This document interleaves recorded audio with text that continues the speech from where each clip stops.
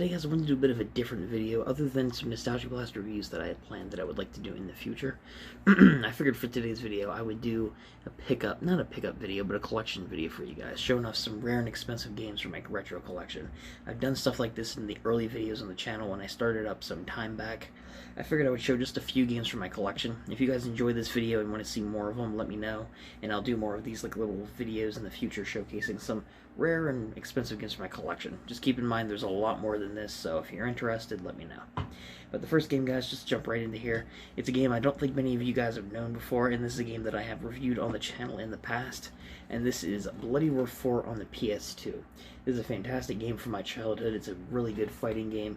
Holds up today despite some issues I have with it, like the voice acting and a few repetitive controls and whatnot. But this game is the fourth installment, and I believe the final installment, I think it's the fifth installment actually, in the Bloody Roar series, and it's the last one that they ever made. So this is a very, very cool game. This is a harder game to find, not a very common fighting game. The current price of it right now is $60. So unless it's available somewhere else, I would recommend trying out to track the game down at least. But for $60, I think you could hold off for a while unless you're a collector or you're just really curious to play the game. So another one I have here is one you guys are going to be a lot more familiar with, considered one of the most popular games ever made. This would be Resident Evil 4, and not just Resident Evil 4. This would be the Premium Edition. I believe this was a GameStop exclusive or something when this first released, but it's really cool. The entire case is a steelbook.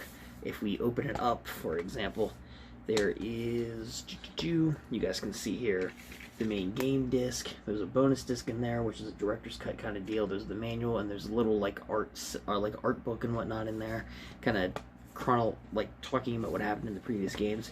And the rarest component about this entire thing is the art cell that came with it, which is of Ada Wong wielding a Tommy gun.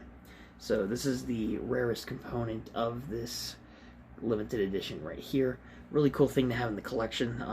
This game complete goes for about $55 roughly right now, so I'd recommend picking this one up if you're a collector. But if you just want to play Resident Evil 4, this is one of the most common games out there. Assuming you want to go with the PS2, it's like a $10 game. But it's available on pretty much every console, so if you haven't played it, I recommend it. And the last game I want to show you guys for today is a game that I don't know how many of you are familiar with. It's from the Shin Megami Tensei series. This is the Digital Devil Saga Collector's Box. It's a very unique RPG, very different storyline from something like the Persona games. Not something I'm sure all of you may be familiar with, but this is the Deluxe Box Set, which is really cool, actually. This comes with a collector's art box, which is what it has here.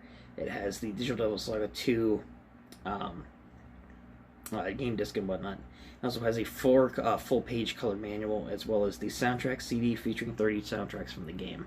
And this particular one, if I open it up here, this also has a little advertising thing with it as well. This is apparently like a little sleeve or something that came with it as well, advertising Stella Deuce, the Gate of Eternity, which I actually have this in my collection as well. And if we open this up, this has the disc in there, as well as that big manual, and that's saying something for a PS2 game, because not a lot of games, even from this console generation, had a lot of really cool looking manuals, which is kind of sad to see, because as we know now, with the state of modern games, companies would just put random information pamphlets in there. There's no character or flair.